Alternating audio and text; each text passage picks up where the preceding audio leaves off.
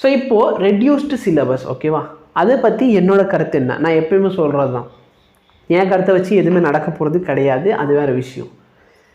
இப்போது ஏன்னா ஃபஸ்ட்லேருந்து ஆர்கியூ பண்ணிக்கிட்டு இருந்தது என்ன, நீங்கள் சரிங்களா, இது ஓல்டு புக்குன்னு வச்சுக்கோ, இது நியூ புக்கு.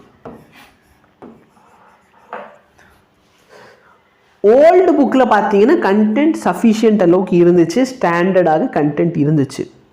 நியூ புக்கில் பார்த்தீங்கன்னா கண்டென்ட் நிறையா டைல்யூட் ஆயிடுச்சு. ஈவன் அதில் சொல்கிறப்ப என்ன சொல்லிக்கிட்டு இருப்பேன்னா, இந்த டயோடெல்லாம் தவிர்க்கவே முடியாத மாதிரி கொஸ்டின்ஸ் அதெல்லாம் வருஷம் வந்துக்கிட்டே தான் இருக்குது அப்படின்னு சொன்னேன்.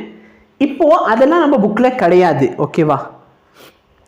இவங்க என்ன சொல்லியிருக்காங்க அப்படின்னா, நிறைய பேர் சொன்ன விஷயம் என்னென்னா, இந்த வருஷம் படிக்கிற ஸ்டூடெண்ட்ஸ்க்கு நியூ என்சிஆர்டி மட்டும்தான் சார் தெரியும், கரெக்டாக இல்லையா, அவங்களுக்கு பழைய என்சிஆர்டினா என்னன்னே தெரியாது. அப்போது நீங்கள் பழைய என்சிஆர்டிலேருந்து கொஸ்டின் கேட்குறீங்கன்னு சொன்னால் அது அவுட் ஆஃப் சிலபஸ் மாதிரி ஆயிடும்.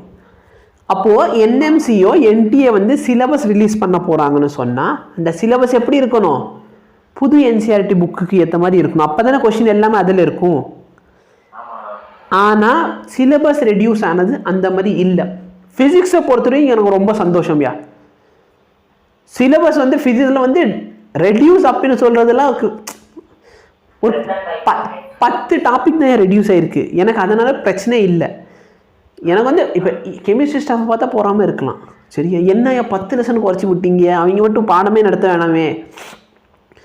ஆனால் ஒரு எஜுகேட்டரா ஓகேவா, என்னை பொறுத்த வரைக்கும் கண்டிப்பாக இந்த அளவுக்காச்சும் ஸ்டூடெண்ட்ஸ் படிக்கணும். இது கூட படிக்காமல் போனால் வீணாக போகிற மாதிரி தான் இருக்கும். எதுக்கு ஓகேவா.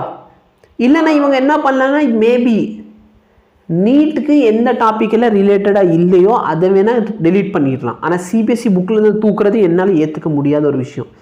ஏன்னா சிபிஎஸ்சி புக்கில் படிச்சுட்டு போகிறவன் நீட் எக்ஸாம் மட்டும்தான் எழுதுவானா, ஜேஇ எழுதலாம், இன்ஜினியரிங் படிக்கலாம், அவனுக்கு அத்தனை ஃபீஸ் அத்தனை ஸ்கோப் இருக்கும்.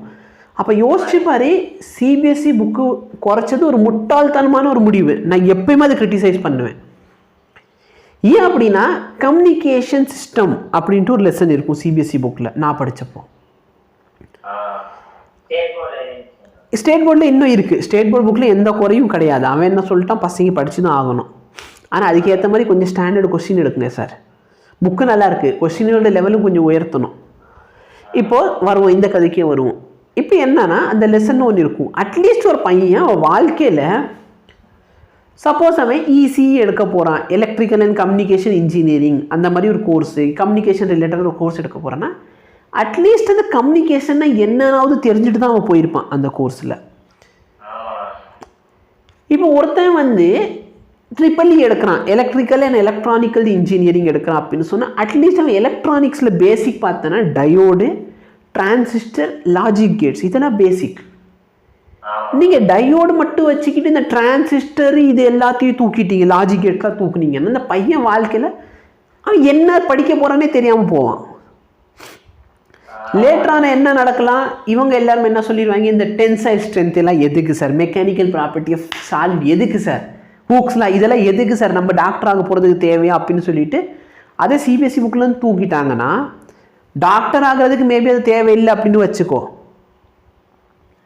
ஆனால் ஒரு பையன் மெக்கானிக்கல் இன்ஜினியரிங் போகிறான், சிவில் இன்ஜினியரிங் படிக்க போகிறான் அப்படின்னு பார்த்தோன்னா சிவில் அண்டு மெக்கானிக்கலில் யங்ஸ் மாடலர்ஸ் இதெல்லாம் ரொம்ப முக்கியம். நீங்கள் வீடு கட்டுறீங்க, ஒரு கம்பி ஓகேவா, அந்த கம்பி கட்டுறீங்கன்னா அதோடைய ஸ்ட்ரென்த் எவ்வளோ, அது மேலே நீங்கள் எவ்வளோ வெயிட் போட்டால் அது இப்படி வளையாமல் இருக்கும், அதெல்லாம் படிக்கிறது பார்த்தோன்னா அங்கே தான் படிக்க போகிறீங்க. அப்போ நீங்கள் சப்போஸ் அந்த லெசனே தூக்கிட்டீங்கன்னா மெக்கானிக்கலில் போய்ட்டு யங்ஸ் மாடலர்ஸ்லாம் என்னவாக இருக்கலாம். அப்போ என்ன சொல்லுவாங்க, சார் இதெல்லாம் காலேஜ் லெவல் சார், அதெல்லாம் எதுக்கு சார் ஸ்கூல் புக்கில், அதனால தான் நான் ஸ்கூல் புக்கில் தூக்கிட்டேன். காலேஜ் படிக்கிறதுக்கும் ஸ்கூலுக்கு பார்த்தோன்னா முக்கால்வாசி சம்மந்தமே இல்லாமல் இருக்கும். அப்போ எதுக்கு ஸ்கூலே படிக்க வேணாம், ஸ்ட்ரெயிட்டாக காலேஜ் போயிடு. 8th வரைக்கும் ஸ்கூல் படி, 9th 10th 11th 12th reels, Instagram, யூடியூப்னு நோண்டு, ஸ்ட்ரெயிட்டாக 12th முடிச்சுட்டு காலேஜ் போயிடு. ஏன்னா அது பேசிக். இது வச்சுக்கிட்டேன்னா நீ ஒன்றுமே இல்லையா, உன் 11th 12th புக்கை நல்லா படித்தேன்னா ஒன்றால் அண்டர் கிராஜுவேட் டிகிரியோட 50% சிலபஸை முடிச்சிடலாம். காந்திகிராம் மாதிரி ஒரு பாப்புலர் யூனிவர்சிட்டிலே சொல்கிறேன் ஓகேவா. யூஜி ஃபிசிக்ஸ்க்கு 11th 12th சிலபஸ் படித்தேன்னா உனக்கு அட்லீஸ்ட் 30% ஒரு ஃபண்டமெண்டல் வந்துடும். அவ்வளோ இம்பார்ட்டன்ட் பார்த்தோன்னா 11th 12th நீங்கள் அந்த இதை வந்து குறைக்கிறீங்க, அதை விடுங்க சார். இப்போ நீங்கள் குறைச்சது பார்த்தோன்னா ஃபிசிக்ஸை பொறுத்து எக்ஸ்ட்ரா டாபிக் கொடுத்துருங்க, I am very happy about that. But நீங்கள் யோசிச்சு பாரு, நீங்கள் லாஜிக் கேட்ஸ் வச்சுருக்கீங்க, லாஜிக் கேட்ஸ் புக்கில் இருக்கா? புக்கில் இல்லை. நான் அந்த மாதிரி நிறைய டாபிக் வந்து என்னோட வீடியோவில் போன வீடியோவில் சொல்லியிருப்பேன். அந்த டாபிக் புக்கில் இல்லை, சிபிஎஸ்சி புக்கில் இல்லை, ஆனாலும் எதில் வச்சுருக்காங்க? நீட்டில் வச்சுருக்கீங்க. என்னையா தனியாக எந்த போதில் உட்காந்து குறைச்சாங்க அது அவங்களுக்கு தான் தெரியும். அப்போ ஓல்டுக்கும் நியூக்கும் பார்த்தேன்னா ஒன்று குறைக்கிறேன்னா நான் ஃபுல்லாக நியூ புக்கை வச்சு ரெடி பண்ணிட்டு வரப்போகிறேன். அதாவது இந்த வருஷம் நீட் எழுதுறவனுக்கு இதுதான் இருக்குது, அந்த புக்கில் இருந்தால் நான் கொஸ்டின் எடுக்க போகிறேன் அப்படிங்கிற மாதிரி தெளிவாக கொடுத்துருக்கணும். இல்லை அப்படின்னா நான் ஓல்டு புக்கே ஃபாலோ பண்ண போகிறேன்னு விட்டுருக்கணும். இவங்க வேகத்தில் என்ன பண்ணாங்க, ஏன்னா பொதுவாக வந்து இவ்வளோ வேகமாக வேலை பண்ண மாட்டாங்க, அதுக்காகவே நான் உங்களை வாழ்த்திருந்தேன். பரவாயில்ல, உருப்படியாக ஒரு வேலையாச்சும் பண்ணியிருக்கீங்க, டைமுக்கு வந்து கொடுத்துருக்கீங்க. நான் என்னோட சிலபஸ் வெயிட் பண்ணப்போ ஃபிசிக்ஸை பொறுத்து ஐ எம் சாட்டிஸ்ஃபைடு. ஓகே, இந்தளவுக்கு குறைச்சா பிரச்சனை இல்லை, அந்தளவுக்கு இம்பார்ட்டன்ட் அதில் 1 டாபிக் குறைஞ்சிருக்குது, அதை பற்றி நான் சொல்லியிருப்பேன். இப்போ ப்ராப்ளம் என்ன அப்படின்னா அவங்க சொன்ன லாஜிக்கே வருவோம். அதாவது இந்த வருஷம் படிக்கிற புக்குக்கு பார்த்தோன்னா இந்த வருஷம் புக்கு வாங்கிட்டு படிக்கிற ஸ்டூடெண்ட்ஸ்க்கு பார்த்தோன்னா நிறைய டாபிக் அவுட் ஆஃப் சிலபஸில் இருக்கும். இப்போ ரெடியூஸ் பண்ண சிலபஸும் பார்த்தோன்னா அவுட் ஆஃப் சிலபஸில் தான் இருக்குது. பி பிளாக்னு ஒரு லெசன் வந்து அவனுக்கு 11th இல்லை 12th இல்லை, இந்த வருஷம் நீட்டில் இருக்குது. மேபி அவன் என்ன சொல்லலாம், நீ போன வருஷம் பி பிளாக் படிச்சிருப்ப, போன வருஷம் படித்தவங்கள்ட்ட பி பிளாக் இருந்துச்சு எனக்கு தெரியல, எனக்கு கெமிஸ்ட்ரி வந்து போன வருஷம் நான் ஹேண்டில் பண்ணலை. ஸோ போன வருஷம் படித்தவங்கள்ட்ட இருந்துச்சே இல்லையான்னு எனக்கு தெரியல. பட் மேபி நீ போன வருஷம் பி பிளாக் படிச்சிருப்ப, அதனால் இந்த வருஷம் வச்சுருக்கோம். அப்போ நெக்ஸ்ட் இயர் வரப்போ பி பிளாக்கையும் தூக்க போகிறாங்களா அப்படிங்கிறது எனக்கு தெரியல. மொத்தத்துக்கு பார்த்தீங்கன்னா 10 லெசன் கிட்டே கெமிஸ்ட்ரியில் கம்மியாகுது. ஓகே, பட் அந்த பி பிளாக் மட்டும்தான் ஒரு எரரு. ஏன்னா மற்ற லெசன்லாம் புக்கில் இல்லை, சிலபஸில் இல்லை, பிரச்சனை இல்லை. பி பிளாக் வந்து புக்கில் இல்லாத சிலபஸில் இருக்குது. இதை வந்து அவங்க ரெக்டிஃபை பண்ணுற விதமாக புது ஒரு சிலபஸ் புக்கை இன்ட்ரடியூஸ் பண்ண போகிறானா? ஏன்னா நியூ புக்கில் இல்லை அது. அப்போ பையன் எங்கே சார் படிக்க போகிறான் அப்படிங்கிறது எனக்கு தெரியல. ஸோ புது சிலபஸை ரெக்டிஃபை பண்ணி கொடுக்க போகிறானா, இல்லை அப்படின்னா நீட்டுக்கு ப்ரிப்பேர் பண்ணுறவங்களுக்கு எக்ஸ்ட்ரா ஒரு பிடிஎஃப் மாதிரி கொடுக்க போகிறானா? அதாவது சப்ளிமெண்ட்ரி மெட்டீரியல் எப்போயுமே புக்குக்கு பின்னாடி போட்டிருப்பான், எக்ஸ்ட்ரா மெட்டீரியல் ஏதாச்சும் ஆட் பண்ணாலும் சப்ளிமெண்ட்ரி மெட்டீரியல் சொல்லி புக்கோட கடைசியில் இருக்கும். அந்த மாதிரி எதெல்லாம் புக்கில் இல்லையோ அது எல்லாத்தையும் நான் இன்க்ளூட் பண்ணி உனக்கு எக்ஸ்ட்ரா ஒரு பிடிஎஃப் மாதிரி கொடுக்க போகிறேன் அப்படின்னு கொடுக்க போகிறானான்றது தெரியல. ஏன்னா புது புக் ரிலீஸ் பண்ணுறது சாத்தியமில்லாத ஒரு விஷயம். ஏன்னா இனிமேல் புது புக்கு நீ பிரிண்ட் அவுட் போட்டு அந்த புக் வந்து மார்க்கெட்டுக்கு வந்து இந்த வருஷம் புது புக் வாங்கினவே திரும்பி இன்னொரு புது புக் வாங்குறதெல்லாம் ஆகிற வேலையே கிடையாது. அப்படிங்கிற பார்த்தா புது புக்கு மேபி பிடிஎஃப் ஃபார்மேட்டில் அலாட் பண்ணலாம். இல்லை அப்படின்னா இந்த மாதிரி ஒரு புக்லெட் தரலாம். இவ்வளோ ஒர்க் அவுட் பண்ண வராங்களா தெரியல. ஏன்னா ப்ராக்டிக்கல்னு சொல்லிட்டு நிறைய விஷயங்கள் போட்டாங்க. ப்ராக்டிக்கல் இப்போ எங்கே சார் போய் படிக்க போகிறான்? உங்கள் சிபிஎஸ்சி புக் எடுத்து பாருங்கள் சார், எந்த சிபிஎஸ்சி புக்கில் ப்ராக்டிக்கல் இருக்குது சொல்லு? ஸ்டேட் போர்ட் புக்கில் ப்ராக்டிக்கல் கொடுத்துருவோம். 10 ப்ராக்டிக்கல்னா 10 ப்ராக்டிக்கல் பின்னாடி இருக்கும்.